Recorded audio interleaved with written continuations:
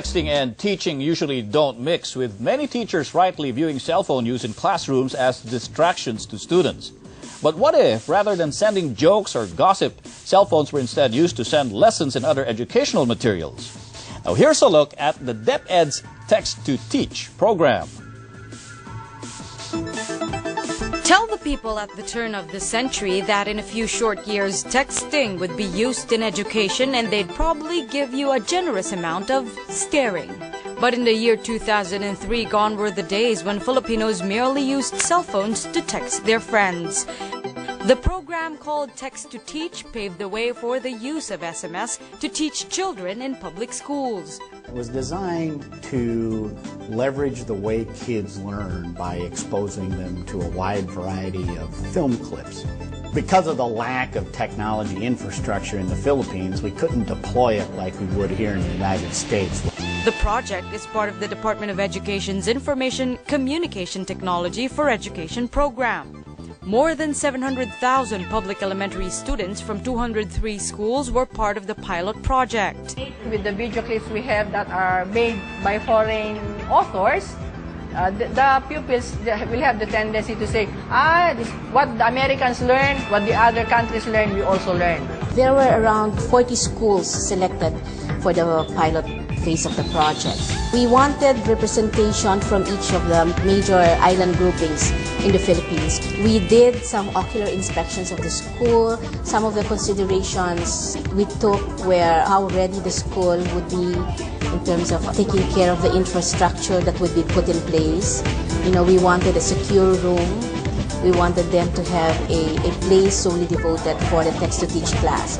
DepEd's Text-to-Teach package includes a mobile phone, a prepaid SIM card, a colored TV, a TV rack, and teacher's guides. Where there is a cell phone signal, text-to-teach is possible. We needed to find a way how to use existing wireless technologies for providing the video material, the education to the a bit unprivileged areas in the country, to the schools which don't have fixed internet access and probably will never have. Teachers in need of materials for their upcoming lessons select a video from a list. They then send their choice via text message, which is downloaded to a digital video recorder connected to the TV in the classroom. The videos focus on science topics such as ecology, geology, space, and human anatomy. The teachers' lesson plans are completely integrated with the basic education curriculum and the video clips they show the students. The Philippines was lagging behind in terms of science and math education. The decision to make science as a subject area for the pilot project was born by this research finding at an international level. From Manila to Batangas, Mindoro, Antique, even Cagayan de Oro City, Maguindanao, Cotabato, and Sharif Kabunsuan, schools have been taking advantage of the knowledge boxes. It feels like magic, I think, to both the teachers and the kids, and it is somewhat magic. This strategy provides elementary science teachers in grade 5 and 6 with content-rich educational resources, including up to 120 science videos that lasts 3 to 5 minutes each. With almost a decade under its belt, the program boasts text-to-teach increased student performance as seen in the higher average scores in science. Relatively, there are also more interactions among pupils and generally an upbeat classroom environment. My teacher explains it, then we conduct an experiment according to the video.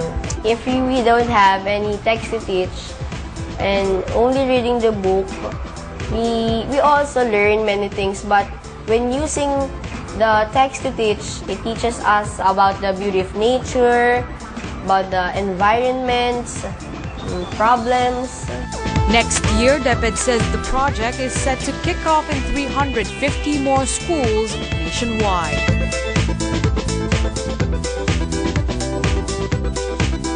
Nice program. Let's just hope the lessons sent are not in hegemonies, lols. Well, the University of Santo Tomas proves even the most basic of technologies can be used to advance education. Using only two-way radios and radio transceivers, here's how experts in various fields are able to reach indigenous communities in Bulacan, Pampanga, and Tarlac. living in a digital age, in a developing country.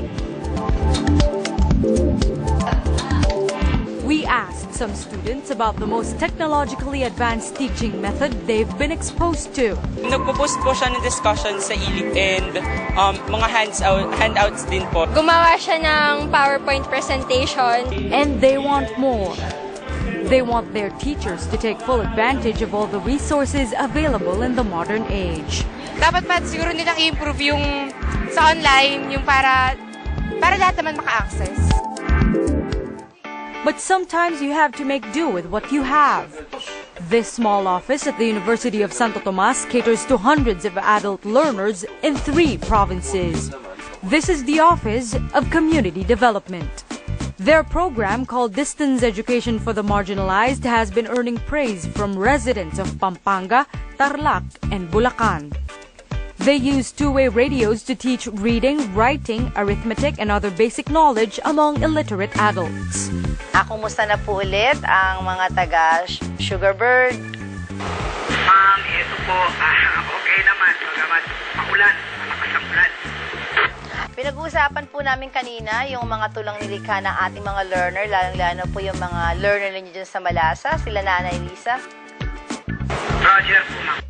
Assistant Professor Joey Cruz is the director of UST OCD. Mas ginamit radyo for practical reasons. Una, kuryente. Pangalawa, yung distance, yung availability of the materials, tsaka yung signal. Dahil kasi yung communities na pinuntahan natin sa Pinatubo area, kahit cellphone signal kasi unreliable. Cruz, along with students from UST's College of Education, go to communities to explain their program to village elders. Their program's strongest suit is the community-based interaction. It is the elders who identify the mothers and fathers willing to undergo the adult literacy and numeracy program. Yung dinesign natin program intended for illiterate adult learners.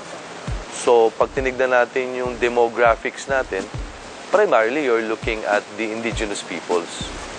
Not to discriminate them, pero primarily yun yung nagiging clientele natin. For a while, Cruz's office had to hurdle logistical problems, especially the issue of sustainable energy. The drawback is the lack of kuryente. So initially what we did was powered siya via radio, via batteries. 8 volts yung pang kotse. Tapos eventually, we hooked up 2 learning centers and our receiver in a solar panel. So mas naging sustainable na siya ngayon. Their students acquire basic knowledge, attitudes, and skills on environmental conservation, responsible parenthood, health and sanitation, basic livelihood projects, and community life in the context of their socio-economic cultural status.